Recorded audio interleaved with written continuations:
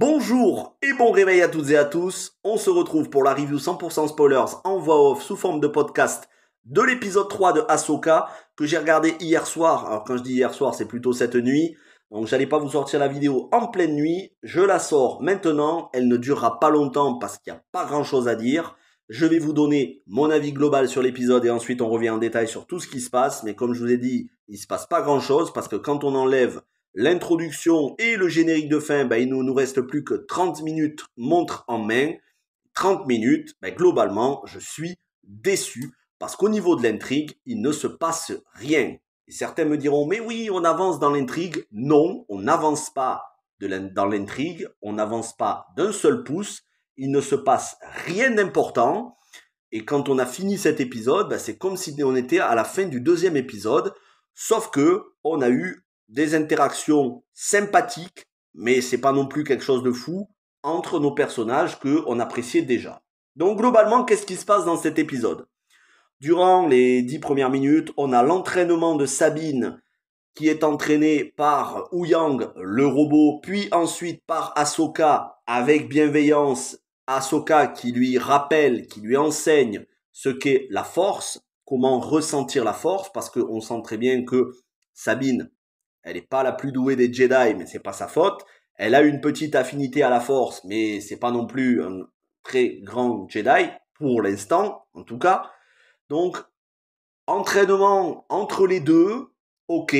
Ça fait plaisir de voir Ahsoka lui rappeler ce qu'est la force. Ça fait plaisir de voir Ahsoka manipuler la force à distance pour saisir des objets par télékinésie.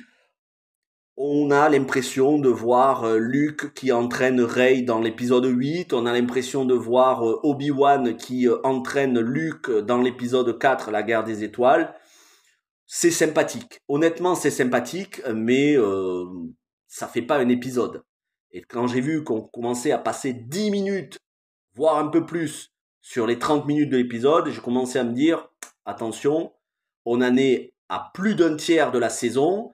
La semaine prochaine, on en arrive à 50%, 4 épisodes sur les 8, parce que malgré tout, à l'heure où je fais cette vidéo, on n'a pas eu de confirmation qu'il y aurait une saison 2 et ça nous est présenté comme une mini-série avec un début, un milieu, une fin. Et un début, milieu, fin, pour l'instant, on a dépassé le début, on est proche du milieu. Et l'intrigue, on n'a pas avancé sur l'amiral Thrawn et sur tout le reste. Donc ensuite, on continue avec probablement la scène la plus importante, mais qui ne dure que 2 minutes à peine. C'est l'interaction, le dialogue, la demande de Hera Syndulla, la générale Hera Syndulla, pour avoir des forces de la Nouvelle République avec le conseil sénatorial des sénateurs de la Nouvelle République, au nombre desquels Mon Mothma, ça fait plaisir de la retrouver après avoir vu dans Andor. Petite incohérence quand même parce que Andor se passe de nombreuses années avant. Elle a pas vieilli d'un iota, même pas de cheveux blancs. Bon, ok, soit, pourquoi pas, mais ça c'est un détail cosmétique de cohérence et la cohérence dans les détails, vaut mieux éviter de chercher. Donc ça fait quand même plaisir de revoir Mon Mothma, qui est à la tête des sénateurs de la Nouvelle République, qui, eux, n'ont absolument aucune idée, sous-estiment totalement la menace que peut représenter le retour du grand amiral Thrawn, que leur dit Hera. Et pour eux, il n'y a aucune menace, donc fin de non-recevoir, et ça se passe en 2 minutes, tout ça, alors que c'est quand même extrêmement important, parce que l'attitude de la Nouvelle République, leur négligence, les amènera à être détruits par le Premier Ordre dans Star Wars épisode 7, le réveil de la Force. Et d'ailleurs, plus on passe de temps sur ces séries, c'est-à-dire The Mandalorian, Book of Boba Fett et maintenant Ahsoka, et plus je me dis que finalement, la post-logie, elle n'était pas si mauvaise que ça, parce qu'il s'est quand même passé des choses très intéressantes, même si je suis pas fan de la mort de Han Solo, mais quand même, il s'est passé des choses. Alors que là, on fait du surplace et j'ai vraiment l'impression qu'on nous donne des miettes dans chaque épisode. Donc voilà, le passage le plus important, il est expédié en 2 minutes, c'est la conversation Hera et les sénateurs.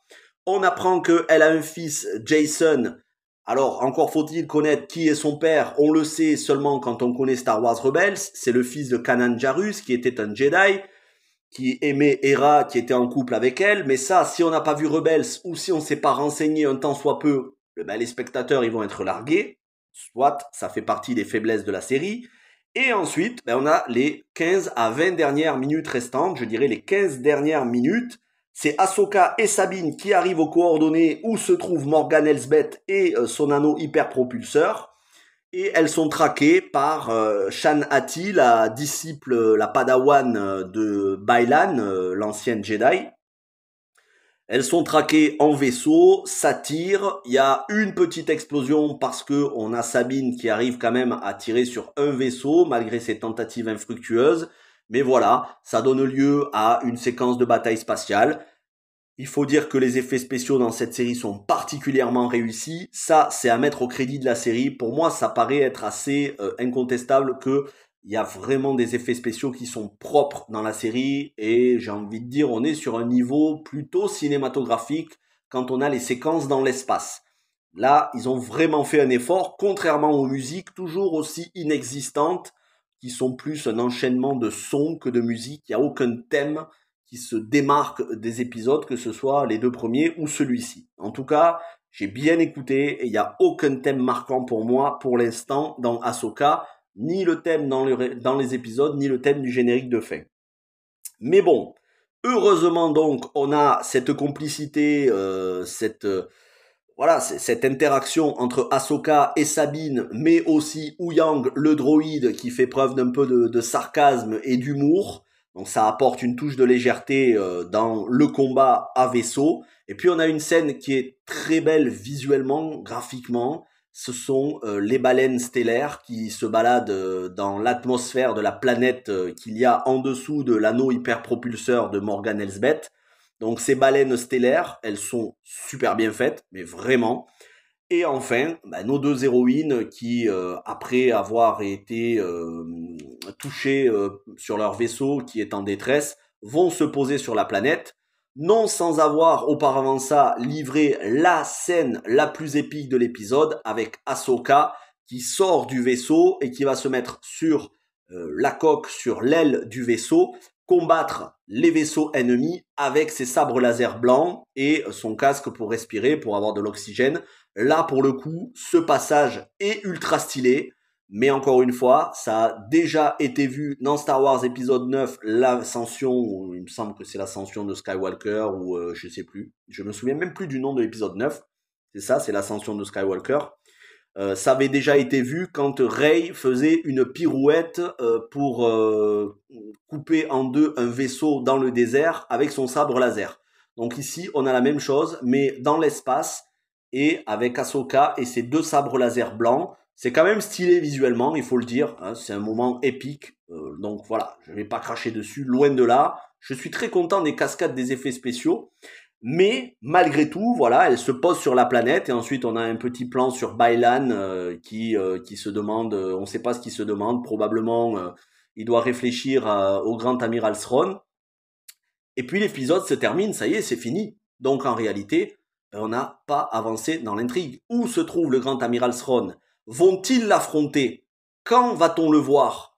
Est-ce que ce sera dans l'épisode 4 la semaine prochaine où on en sera déjà à la moitié de cette mini-série? Est-ce que ce sera dans la deuxième partie, c'est-à-dire trop tard? Sachant que au casting, on nous a annoncé Hayden Christensen en tant que Anakin ou Dark Vador, ça je me souviens plus, mais Hayden Christensen a été annoncé au casting probablement sous forme de flashback pour Ahsoka. Ce serait dommage que ce soit expédié dans un épisode vers la fin durant quelques secondes. Ça pourrait être un épisode tout entier. Rien que les flashbacks de Ahsoka et de Anakin. Donc, vous voyez, on a énormément de choses à avancer dans le scénario. Je vous parle même pas du monde entre les mondes, parce que là, il faudrait une série entière pour parler de ça. Donc, j'espère que finalement, ils vont pas trop l'aborder, parce que sinon, ça va être expédié en 2 temps, 3 mouvements.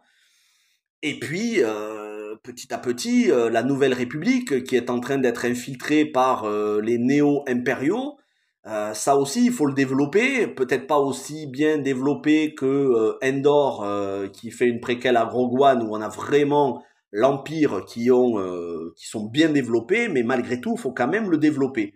Et maintenant, il reste 5 épisodes. Et au vu de la durée des épisodes à venir, je suis pas confiant qu'on ait une série très profonde au niveau du scénario. Pour moi, on fait du surplace, on comble, c'est des épisodes de remplissage. Ça fait plaisir pour les fans, surtout pour ceux de Star Wars Rebels. Quand on connaît pas Rebels, c'est un peu moins savoureux.